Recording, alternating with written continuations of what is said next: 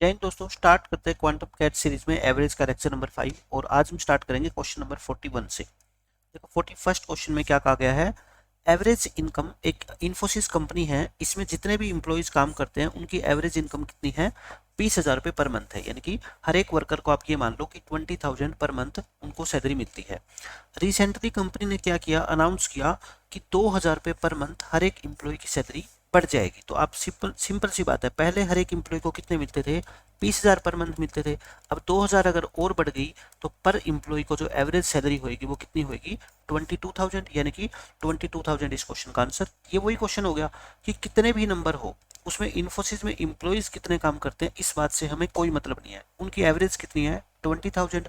और हर एक नंबर को अगर आप 2,000 से इंक्रीज कर दोगे तो नई एवरेज भी क्या हो जाएगी, 2,000 से इंक्रीज हो जाएगी। खत्म क्वेश्चन। इस क्वेश्चन में देखो क्या बोला गया है। 10 स्टूडेंट्स है क्लास में, उनकी एवरेज 20 ईयर है। अगर एक नया स्टूडेंट आ गया तो एवरेज एज सभी स्टूडेंट्स की एक साल बढ़ गई। तो बताओ नए स्टूडेंट की एज क्या होगी, तो बताओ न्यू स्टूडेंट की एज क्या हो जाएगी। फिर 20 ईयर तो वो अपने साथ लेके लेके आएगा, साथ में एक साल बढ़ गई।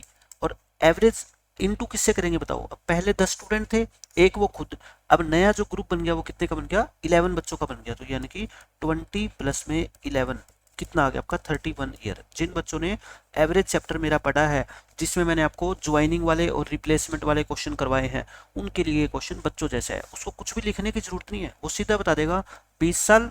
और पहले बच्चे थे कितने, 10, एक वो खुद, नया ग्रुप कितने का बन गया, 11 का, और एक एक साल सबको मिल गया। तो 20 प्लस में 11 कितना होएगा, 31 साल। इस क्वेश्चन का आंसर हो जाएगा बस। या आप बेसिक मेथड से करना चाहते हो तो वो भी मैं बता देता हूँ।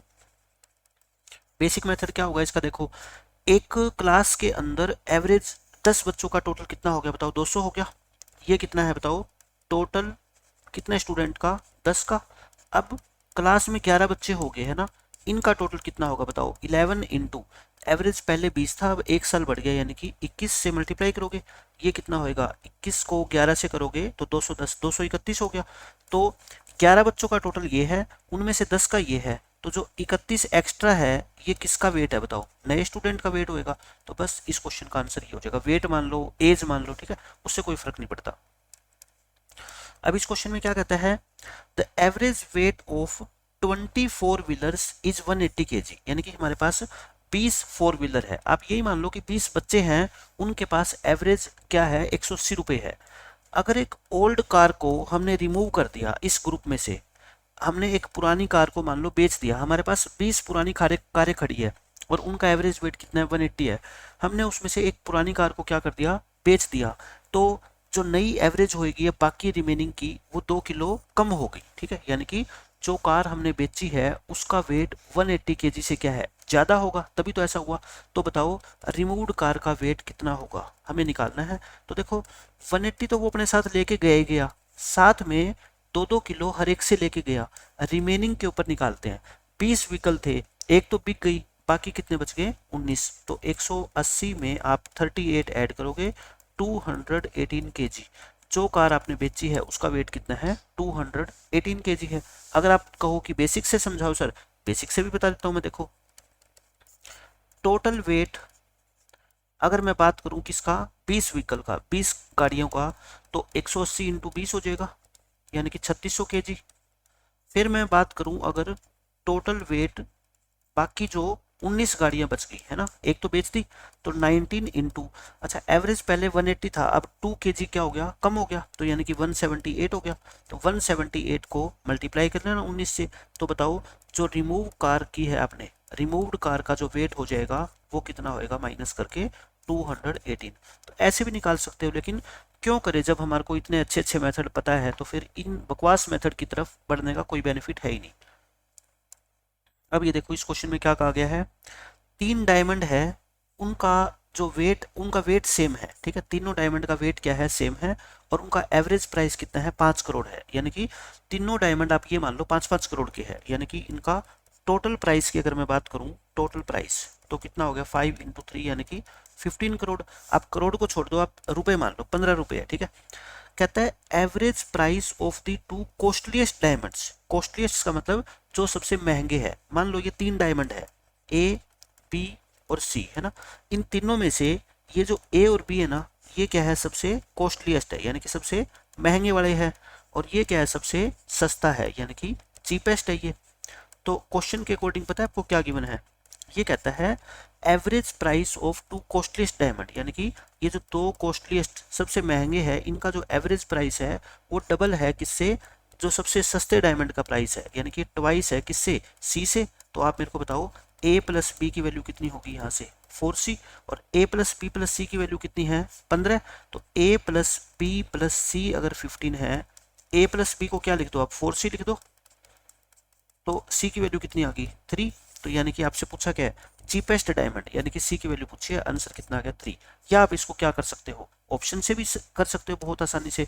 देखो ऑप्शन से कैसे करोगे, 3 है, सबसे चीपेस्ट डायमंड का रेट मैं मान लेता हूँ 3 करोड़ है, ठीक है। तो बाकी इनका तीनों का 15 था, इनका कितना रह गया 12, तो इनका एवरेज कितना हो गया बताओ 6। और यही तो आपको दे रखा था कि इन दो सबसे महंगे डायमंड का जो एवरेज प्राइस है वो इससे क्या है, डबल है, और 6 क्या होता है, 3 का डबल होता है। तो मैं आपको यही बताना चाहता हूँ कि इस क्वेश्चन को इजिली ऑप्शन से कैसे आप सोल्व कर सकते हो, बहुत आसान क्वेश्चन है, कहने का मतलब मेरा यही है बस।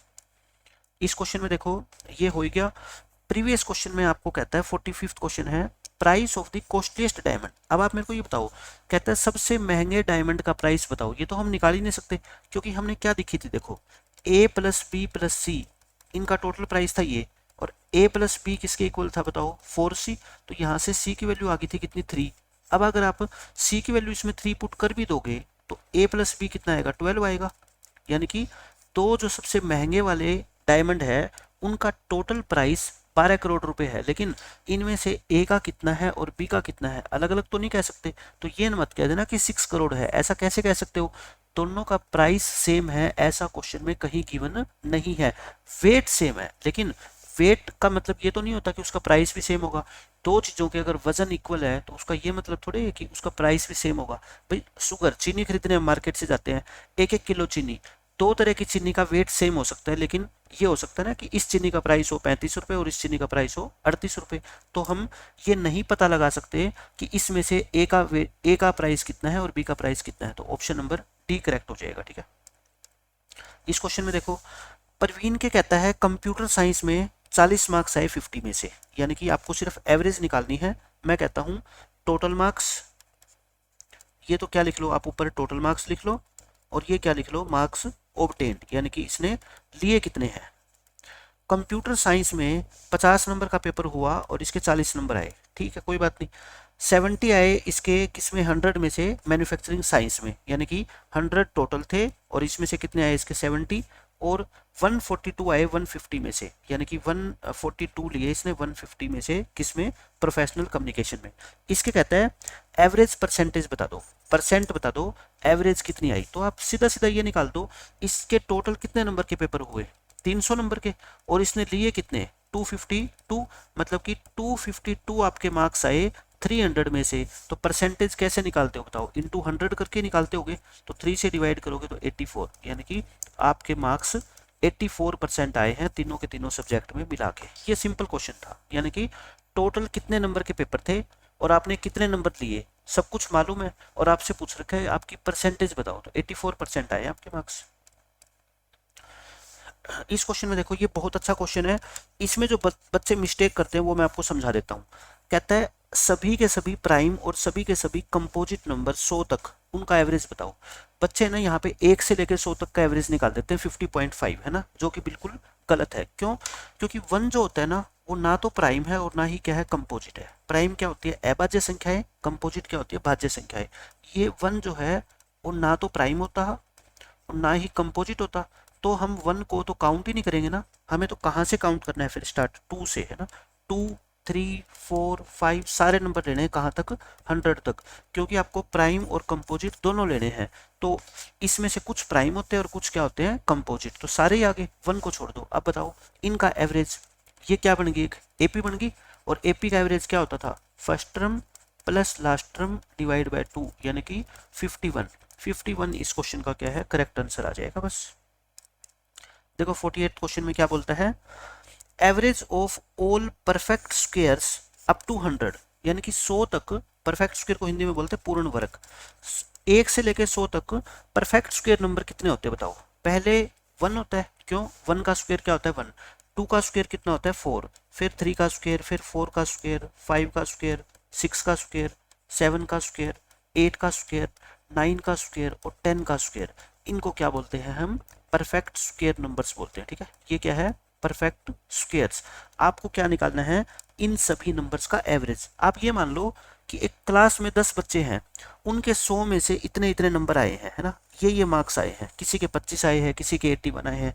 आपसे पूछ रखा है एवरेज इनका कितना है।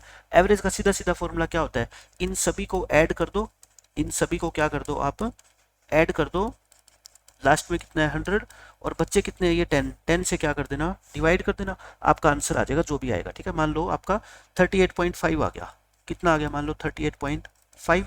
लेकिन एक बात और है, आप बस मेरे को ये पूछोगे कि सर इनको ऐड मैंने इतनी जल्दी कैसे कर दिया, क्योंकि ना तो ये एपी है, ना जीपी है, ना कोई सीक्वेंस बन रही है ना, परफेक्ट स्क्वायर नंबर की कोई सीक्वेंस थोड़ी होती है।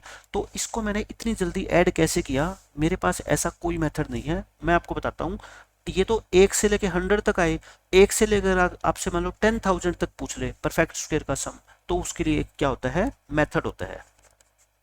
ये मैंने एवरेज के अंदर बहुत डिटेल के अंदर करवाया हुआ है, आपको सारा कुछ मैंने आपको वहां समझाया हुआ है। मेथड क्या होता है आपका, 1 + 2 + 3 अप टू n, यानी कि पहले n नेचुरल नंबर का अगर आपको सम निकालना हो तो क्या तरीका होता है, n × n + 1/2 होता है।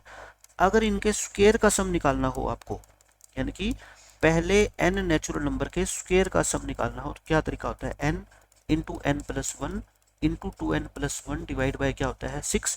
और इनके क्यूब का सम अगर आपको निकालना हो, क्यूब का सम, तो क्या होता है, जो पहले वाला सम है ना ये n × n + 1/2, इसका क्या कर दो, स्क्वायर कर दो। ठीक है, ये होता है। तो अब इस क्वेश्चन में कौन सा फॉर्मूला लगेगा, देखो 10 से डिवाइड तो सब बच्चे कर देंगे, बात है इन ऊपर वाले नंबर्स का सम कैसे निकालें। सम निकालने के लिए ये वाला फॉर्मूला क्या है, अप्लाई कर दो, आप देख लो खुद।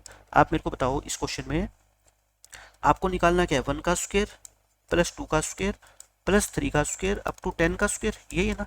इन सब का आपको क्या निकालना है, सम निकालना है। तो फॉर्मूला क्या होता है बताओ, सम का n + 1 × 2n + 1 डिवाइड बाय 6, ये फॉर्मूला होता है। लेकिन ये तो सम का फॉर्मूला है, एवरेज क्या हो जाएगी फिर इनकी बताओ।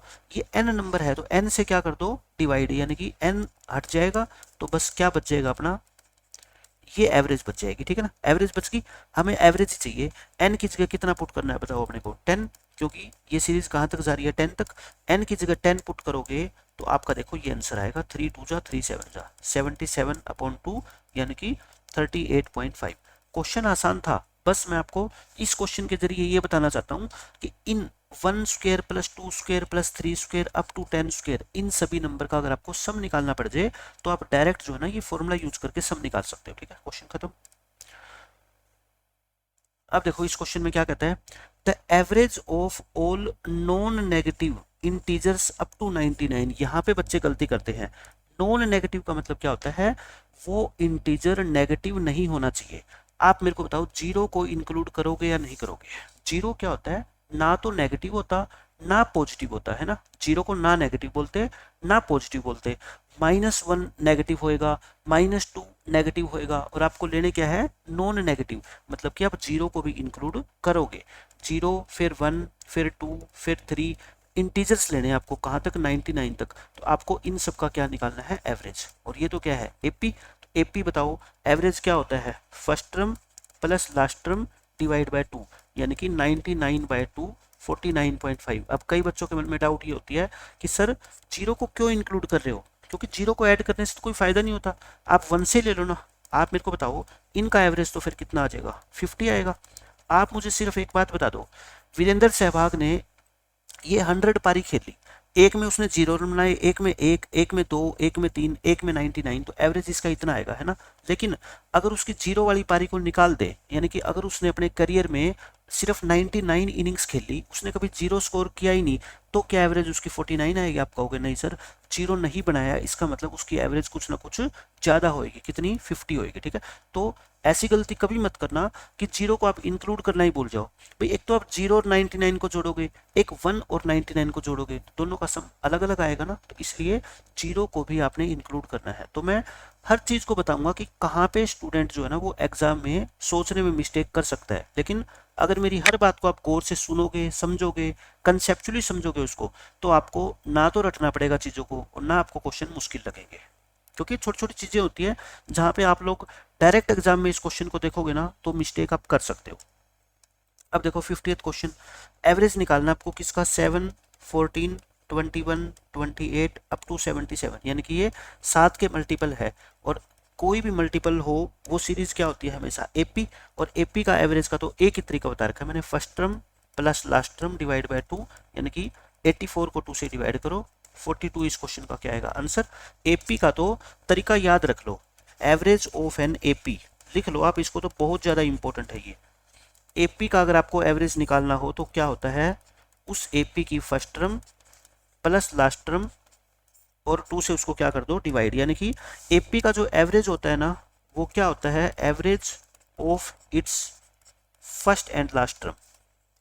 इसकी फर्स्ट और लास्ट टर्म का एवरेज निकाल दो, जो फर्स्ट और लास्ट टर्म का एवरेज होगा वही पूरी एपी का एवरेज होगा, ठीक है। तो ये थे अपने पहले 50 क्वेश्चन का सॉल्यूशन। अब जो लेवल 1 है उसमें लास्ट के 10 क्वेश्चन और रह गए, वो हम करेंगे सारे के सारे कवर नेक्स्ट लेक्चर के अंदर। तो मिलते हैं नेक्स्ट लेक्चर में, बाय बाय, टेक केयर, जय हिंद।